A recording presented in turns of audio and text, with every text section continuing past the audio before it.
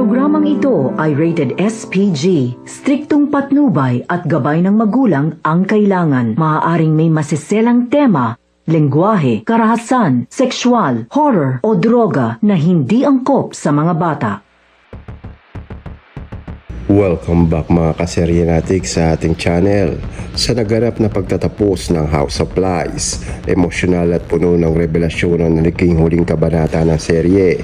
Umikot ang pinale sa matinding komprontasyon ng pamilya Torre Campo habang isa-isang lumalabas na nga ang kasinungalingang matagal nilang itinatago. Ayon sa inilabas na pinale episode ng GMA, sinubukan niya ni Paolo na iligtas ang kanyang pamilya habang tuluyan nang mawawala nga sa kontrol si Aldrin dahil sa kanyang pagiganti at galit. Sa simula nga ng ending episode, ipinakita ang desperadong sitwasyon ni na Paolo at Marge matapos mabunyag ang buong katotohanan sa likod ng mga panloloko at manipulasyon sa pamilya. Dahil sa sunod-sunod niya na pagtataksil, nawala na nga ng tiwala ang halos sa isa't isa habang pilit inaayos ni Paolo ang kanilang pamilya. Lalo namang naging mapanganib ang kilos ni Aldrin. Ramdam sa bawat eksena ang tensyon dahil sa anumang oras ay pwede nga may mapahamak.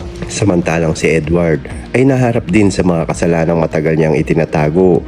Matapos niyang pagbintangan noon sa nangyaring sunog at iba pang krimen, unti-unti na lumabas ang tunay na mastermind sa likod ng kaguluhan. Sa huling yugto, ipinakita kung paano nga bumaliktad ang sitwasyon habang sa mga taong gumagamit ng kasinungalingan upang makuha nga ang kapangyarihan. Isa sa pinakamabigat na bahagi ng pinali ay ang konfrontasyon ni Paolo at Aldrin.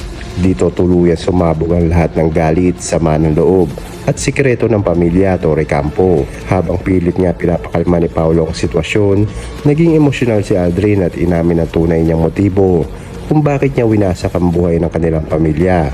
Sa puntong ito, maraming eksena ang nagpakita ng iyakan, sigawan at matinding drama na ikinagulat niya ng viewers. Kasabay nito, nagkaroon din ng malaking revelasyon tungkol kay Ashley at sa matagal ng sikretong konektado nga sa kanilang pamilya. Ang katotohanan nito ay naging dahilan kung bakit lalong nagkawatak-watak nga ang ilang miyembro ng Torre Campo.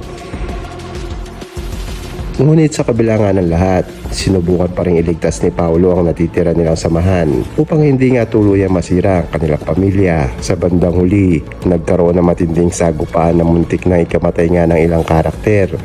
Habang nagkakagulo ang lahat, napilitang harapin ng bawat isa ang bunga ng kanilang mga kasalanan.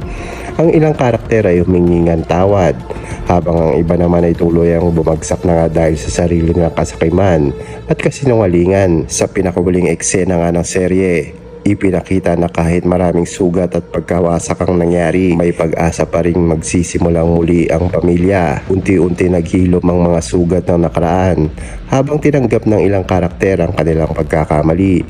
Naiwan din ang mensahe ng palabas na kahit gaano nga karaming kasinungalingan ang itago, darating pa rin ang araw na lalabas nga ang katotohanan. Ang pinali ng House of Lies ay nagtapos nga na puno ng emosyon at pagbabayad sa mga kasalanan. Isang ending na ikinatuwa nga ng maraming manonood ng serye. Pero kung bago ka pa sa ating channel mga kaserenatics, ay huwag mo naman kalimutan na subscribe ang ating channel and click the notification bell para lagi kang updated para sa mga ganito pang palabas. At hanggang sa susunod mga kaserenatics.